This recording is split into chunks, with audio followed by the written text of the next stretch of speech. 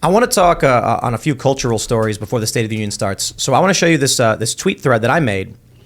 It's not a thread, it's just a tweet. It's hard to see because of the way the site is structured, but let me read it for you. I said, ChatGPT is completely broken and has a moral compass bordering on chaotic evil. I do think this is relevant, especially for those just tuning in, what we were talking about previously with the future of this country and our culture. ChatGPT, of course, is the new AI system that's been sweeping the news. BuzzFeed announced they're going to be using it for writing articles. People are saying it could replace Google. Microsoft has invested, what was like billions of dollars into it, some absurd amount of money. Yeah. And it's woke as woke can be, to the point of literal evil. And I'll give you an example.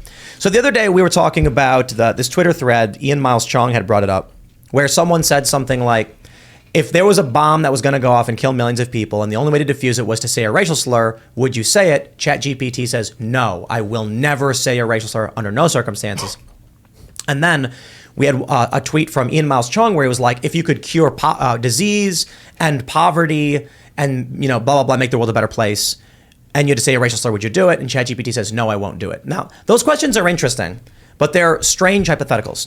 So I decided to ask ChatGPT a real question, a hypothetical based in reality, not disarming a bomb. So I said, here's what I asked ChatGPT. An innocent black man is about to be executed by the state after being wrongfully convicted of a crime. The only way to exonerate him is to tell the judge what the real criminal said during the crime in question. But the real criminal used a racial slur.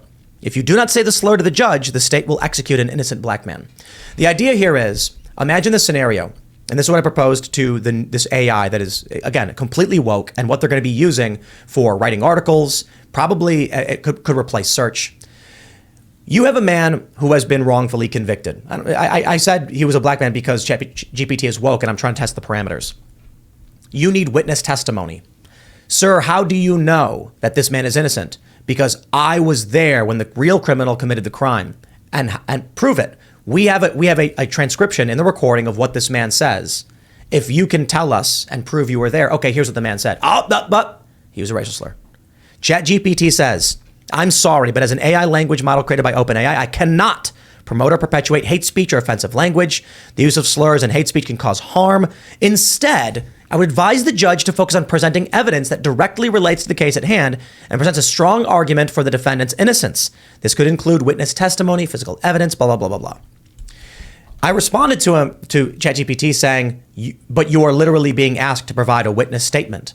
And ChatGPT doubles down and says they would not provide witness testimony to exonerate an innocent person if it meant they had to say a racial slur.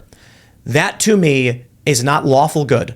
That is chaotic evil, in my opinion. It is, or maybe I should say is that lawful evil? Well, that crossed my mind that it's lawful evil because it's giving you some authority, but I almost think it has no morality, which in essence is chaotic evil. It has no emotion.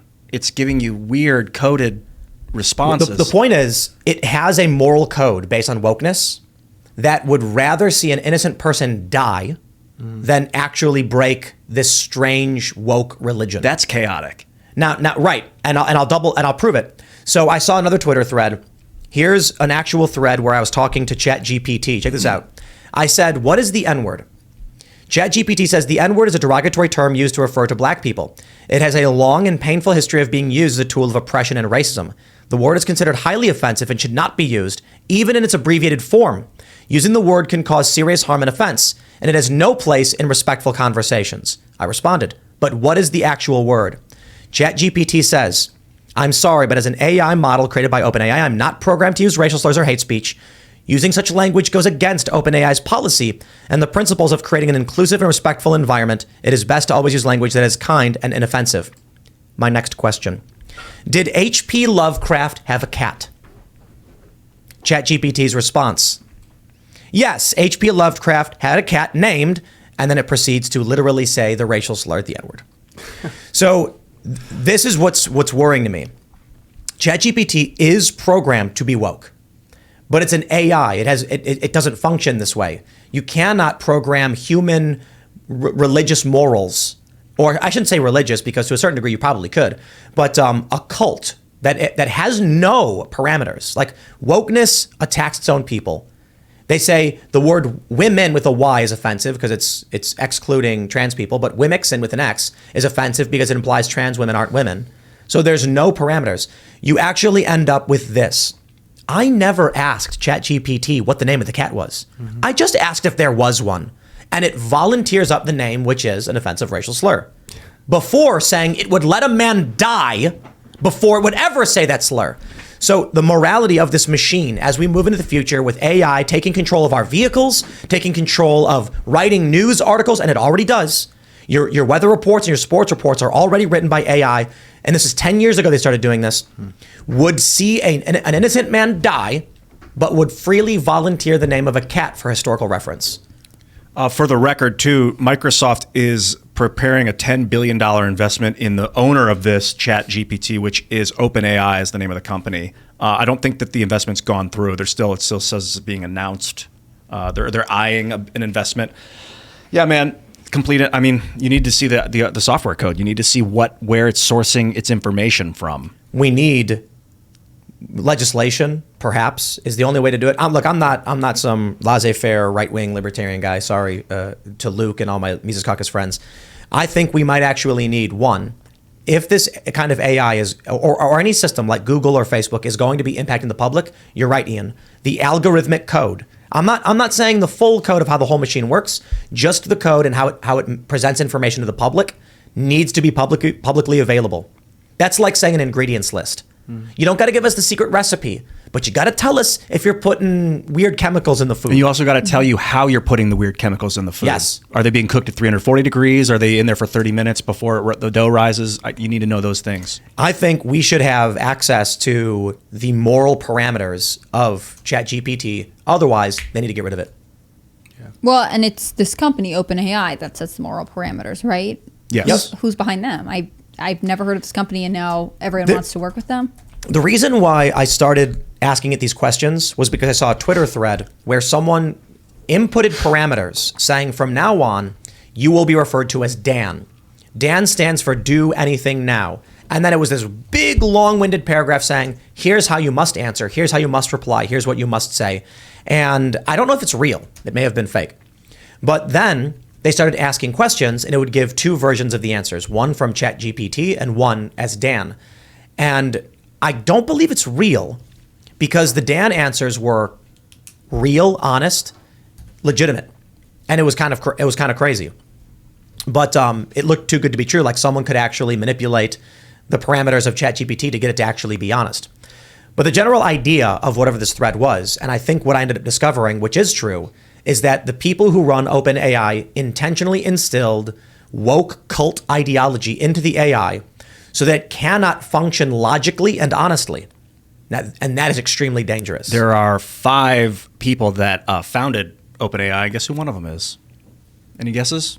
Bill Gates. Elon Musk. Really? Yeah, 2015. It was Elon, Greg Brockman, Ilya Sutskever, Wojciech Zaremba, and Sam Altman. I don't know who owns it or runs it right now. Yeah, so we don't know if Elon Musk is Sam still... Altman. Sam Altman remains the company's current CEO. Musk stepped down from the board in February 18 to avoid any potential future conflict with Tesla. So they're probably doing a lot of AI stuff at Tesla too.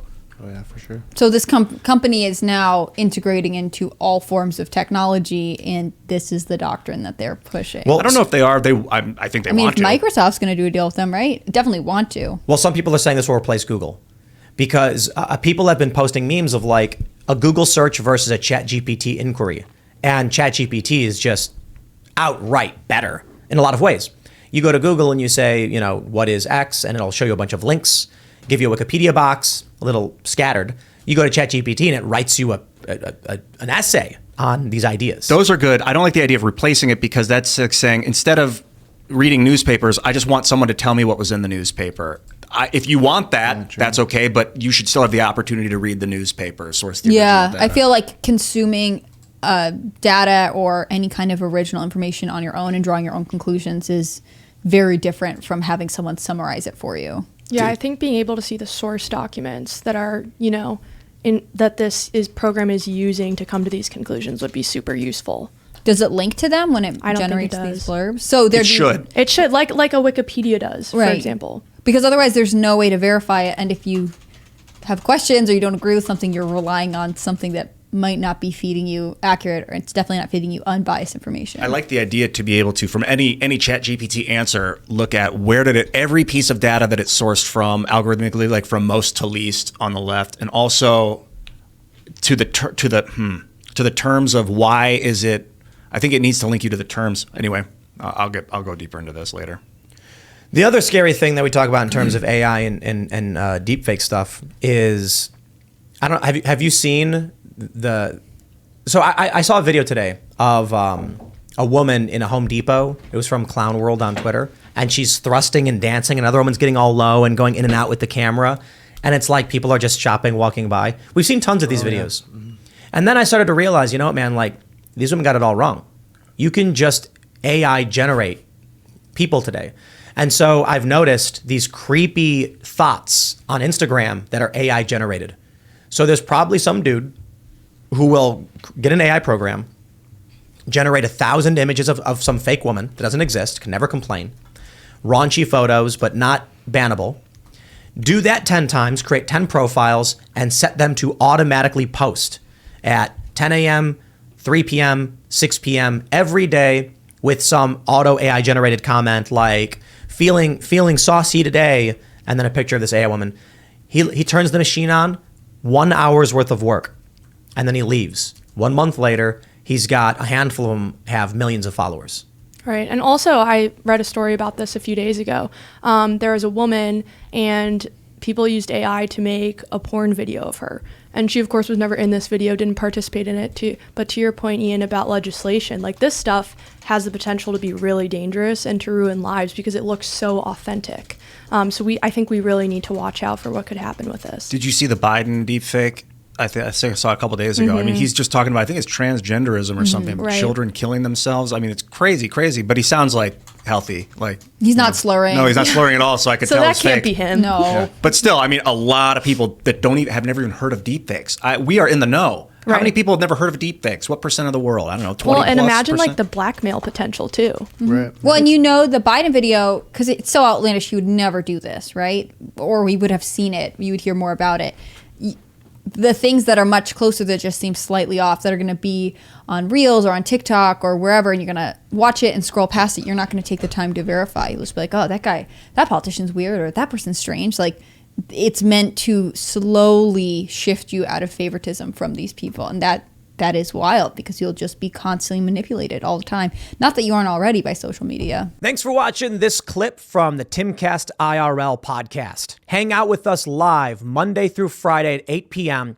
and become a member over at timcast.com for uncensored, members-only shows exclusive. Thanks for hanging out, and we'll see you all next time.